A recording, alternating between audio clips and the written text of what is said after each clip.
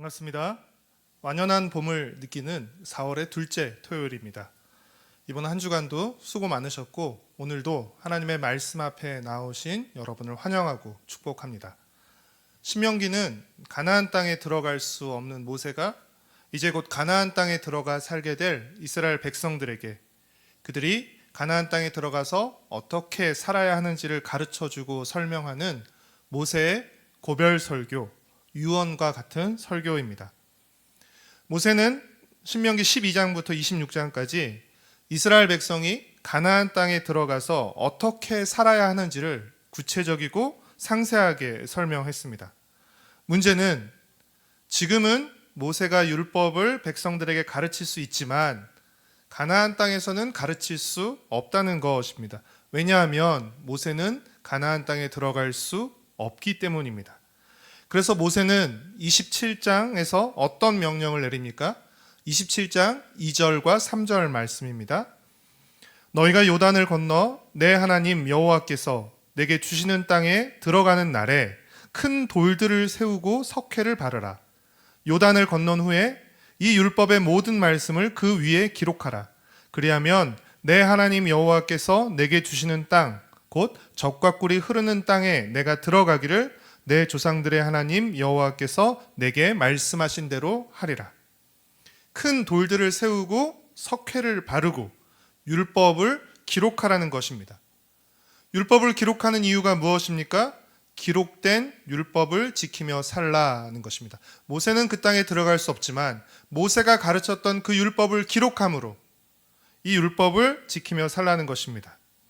모세는 율법을 기록한 돌들과 함께 돌단을 쌓고 번제와 화목제를 드려서 언약갱신 의식을 하라고 명령합니다.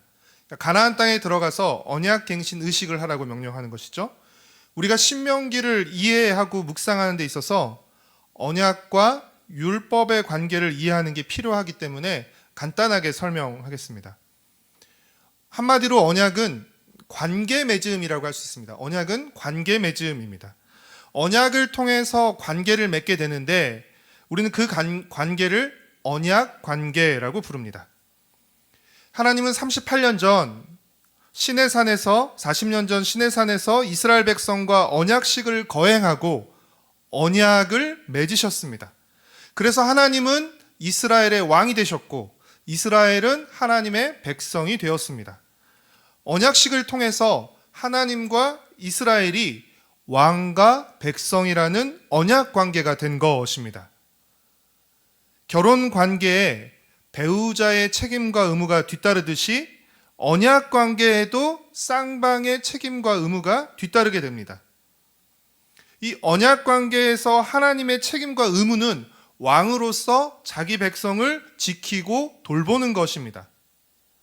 그렇다면 언약 관계에서 이스라엘 백성의 책임과 의무는 무엇입니까?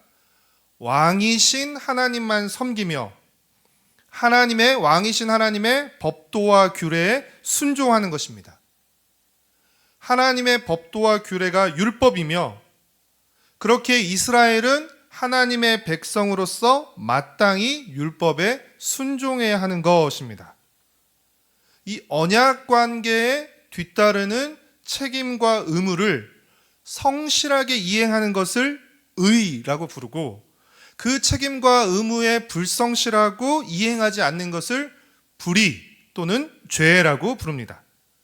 그러니까 성경에서 의와 죄를 말할 때 그것은 단지 윤리적인 개념일 뿐 아니라 관계적인 개념도 함께 포함하고 있는 것입니다. 하나님은 모세를 통해 이스라엘 백성이 가나안 땅에 들어가게 되면 언약갱신 의식을 하도록 명령했는데 이는 이스라엘이 하나님과 언약 관계에 있다는 사실을 잊어서는 안 된다는 것을 의미합니다. 이스라엘이 하나님의 백성이라는 정체성을 잊어서는 안 되며 언약 백성으로서 율법에 순종해야 하는 책임과 의무를 다해야 한다는 것을 의미합니다. 이스라엘이 하나님의 백성으로서 율법 순종의 책임과 의무를 다할 때, 성실하게 이행할 때 뒤따르게 되는 결과가 무엇입니까? 하나님의 보호와 돌봄을 받는 것입니다. 이것을 한 글자로 복이라고 부르는 것이죠.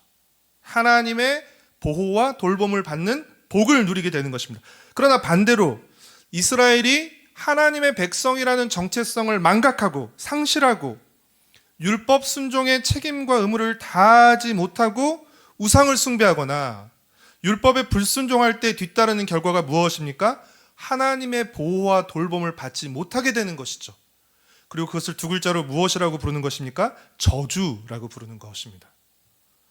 이제 가나안 땅에서 이제 곧 이스라엘 백성들은 가나안 땅에 들어가 살게 될 것인데, 가나안 땅에서 이스라엘 백성의 삶은, 그들의 삶의 성공과 실패는, 행복과 불행은 결국 무엇에 달려있다고 할 수 있는 것입니까?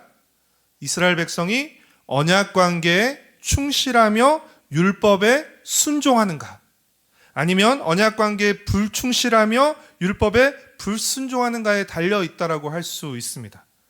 이스라엘이 가나안 땅에 들어가서 율법에 순종하면 그들은 복을 받겠지만 불순종하면 저주를 받게 될 것입니다. 모세는 이스라엘 백성에게 이 사실을 한눈에 알기 쉽도록 또 확실하게 알려주기 위해서 이스라엘의 6지파는 그리심산에 세우고 나머지 6지파는 에발산에 세워서 각각 축복과 저주를 선포하도록 했습니다. 이는 무엇을 의미하는 것입니까? 율법 순종의 여부에 따라서 축복과 저주가 갈리게 된다는 것을, 이들은 축복의 삶을 살 수도 있는 것이고 저주의 삶을 살 수도 있다는 것을 보여주는 것입니다. 오늘 묵상 본문인 신명기 28장 1절부터 14절까지는 율법에 순종할 때 이스라엘 백성이 받을 복에 대해서 소개하고 있고, 15절부터 68절까지는 율법에 불순종할 때 받게 될 저주에 대해서 소개하고 있습니다. 그런데 순종에 따른 복보다 불순종에 따른 저주를 훨씬 더 길고 상세하게 소개하고 있다는 것은 무엇을 의미하는 것입니까? 그만큼 이스라엘 백성이 불순종할 가능성이 더 많다는 것을 의미하는 것입니다.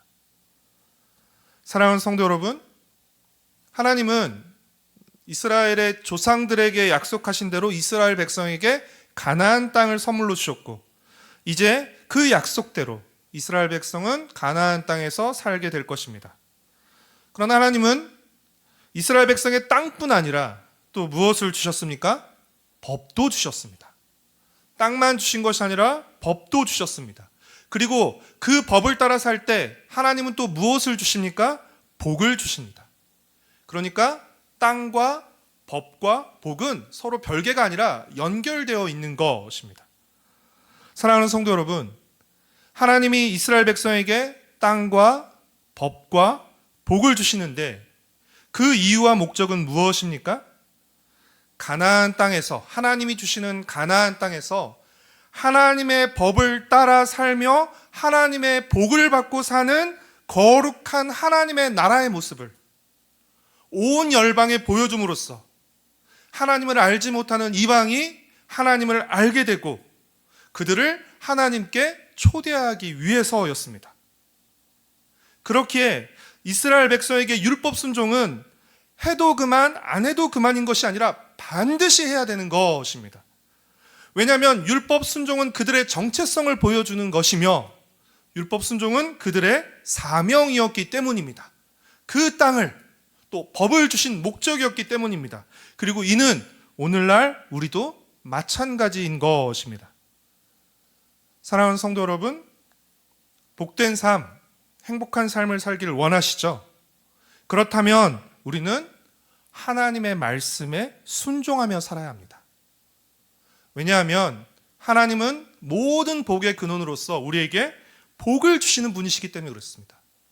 하나님은 우리에게 복을 주시는 분이시기 때문에 하나님의 명령과 말씀에는 복이 내포되어 있다고 할 수 있습니다. 하나님은 복을 주시고 또 말씀을 통해 그 말씀 안에 복을 담아 우리에게 주시는 것입니다. 따라서 그 말씀에 순종할 때 우리는 그 말씀 안에 담긴 복을 누리게 되는 것이고, 율법에 순종할 때 복이 뒤따르게 되는 것입니다. 사랑하는 성도 여러분, 복 주시는 하나님의 말씀은 우리가 복 받는 길이며 우리를 복으로 이끄는 길입니다. 그렇기에 우리를 복으로 이끄는 길인 말씀에 순종할 때 우리는 복에 도달하게 되지만, 우리를 복으로 이끄는 길인 말씀에 불순종하면 우리는 복의 반대인 저주에 도달하게 되는 것입니다. 순종할 때 받는 것이 복이고 순종하지 않을 때 받는 것이 저주입니다. 혹시라도 불순종하고 있는데 좋은 것을 받고 있다면 그것은 결코 복이 아니라 저주입니다. 복처럼 보이지만 사실상은 저주입니다. 모든 복은 하나님이 주시는 것이므로 하나님의 복은 순종과 함께 오기 때문입니다. 순종할 때 복이 뒤따르고 불순종할 때 저주가 뒤따른다는 사실을 명심하고, 날마다 우리에게 복 주시는 하나님의 말씀 듣기를 즐거워하고, 또 들은 말씀에 순종하기를 힘씀으로써 우리 삶의 구석구석에서, 우리 일상의 삶의 모든 영역에서 하나님이 주시는 복을 누리며 또 그 복을 끼치는 복된 성도의 삶을 살아가시기를 축복하고 응원합니다. 기도하겠습니다. 사랑하는 주님, 애굽의 종으로 살던 이스라엘 백성을 그 노예에서 건지시고 40년 광야 생활에서 보호하시며 마침내 약속하신 대로 땅을 선물로 주셨습니다. 그 땅에 살 때 어떻게 살아가야 하는지에 대한 또한 또 다른 선물로서 법을 주셨고, 또 그 법을 따라 살 때 하나님께서 복을 주신다고 또 말씀하셨습니다. 하나님이 주시는 땅에서 하나님 주시는 법에 순종하며 살 때 하나님의 복을 누리게 된다는 하나님, 이 사실을 잊지 않게 허락하여 주시고, 하나님, 오늘 하나님의 백성으로 살아가는 우리가 하나님이 우리에게 허락하신 그 땅에서, 그 삶의 자리에서 하나님의 말씀에 순종함으로 하나님께서 우리에게 주시고자 하는 복을 누리게 허락하여 주시고, 그 복을 나만 누리는 것이 아니라 그 복을 누리고 나누고 끼치고 흘려보냄으로써 하나님을 알지 못하는 이들이 우리에게 복 주시는 하나님을 알 수 있도록, 또 우리를 통해 그들이 하나님께 나아갈 수 있도록 주님, 우리를 사용하시옵기를 간절히 빌고 소망합니다. 하나님의 말씀을 귀찮거나 불편한 것이나 어려운 것으로 여기지 않게 하시고, 우리를 사랑하시며 우리에게 복 주시기를 원하시는 그 하나님의 말씀으로 여기며 그 말씀 청종하기를 즐거워하게 하시고, 또 그 말씀 순종하기를 힘쓰게 허락하여 주시옵소서. 사랑하는 주님, 내일은 우리 공동체가 함께 모여 예배드리는 복된 주일입니다. 우리가 함께 모여 하나님을 찬양하고 예배할 때 우리의 마음이 온전히 하나님을 향하게 하시고 하나님으로 충만해지며 새로워지게 하시옵기를 간절히 빌고 소망하오며, 또 성도들이 함께 만나 나누는 교제를 통해서 우리가 서로를 더욱더 북돋아주는 복된 예배와 교제 시간이 되도록 주님 은혜 베풀어 주시옵소서. 감사드리오며 예수님의 이름으로 기도드렸습니다. 아멘. 하늘에 계신 우리 아버지여, 이름이 거룩히 여김을 받으시오며 나라가 임하시오며 뜻이 하늘에서 이루어진 것 같이 땅에서도 이루어지이다. 오늘 우리에게 일용할 양식을 주시옵고, 우리가 우리에게 죄 지은 자를 사하여 준 것 같이 우리의 죄를 사하여 주시옵고, 우리를 시험에 들게 하지 마시옵고 다만 악에서 구하시옵소서. 나라와 권세와 영광이 아버지께 영원히 있사옵나이다. 아멘.